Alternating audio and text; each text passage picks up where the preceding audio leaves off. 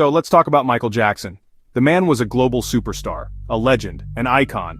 But in the final years of his life, a different kind of story started to bubble up, one that had nothing to do with music or moonwalking. It was a question about his soul, his faith, his very identity. Did Michael Jackson, the boy from Gary, Indiana, who was raised as a Jehovah's Witness, secretly convert to Islam before he died? This wasn't just a random internet rumor.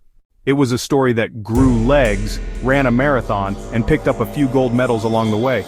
It's a question that still gets asked today, years after his passing. People want to know what he believed in at the end. The name that floated around was Michael. Why Michael? Well, it's the Arabic name for the archangel Michael, a powerful figure in Islamic, Christian, and Jewish traditions. It seemed fitting, right?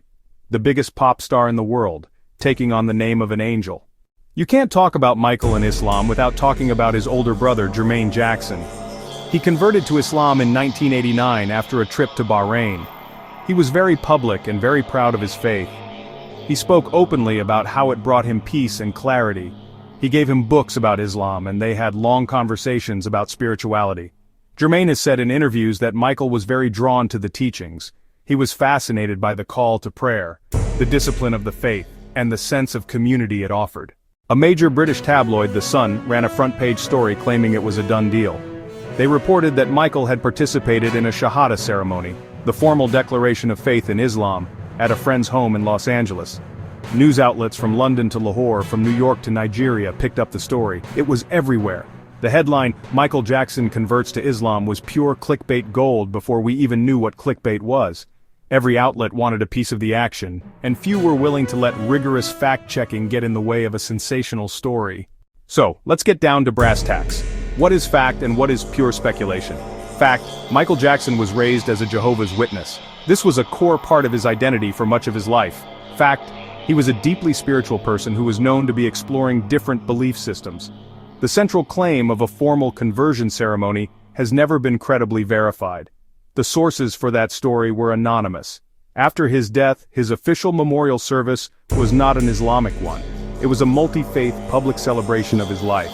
The absence of any Islamic rites in his official send-off is a significant piece of evidence against the conversion claim. Did Michael Jackson convert to Islam? Based on the available, verifiable evidence, the answer is no. The story of his conversion remains a powerful and persistent myth, but a myth nonetheless. Michael Jackson was more than just a singer. He was a cultural phenomenon that people felt a deep personal connection to.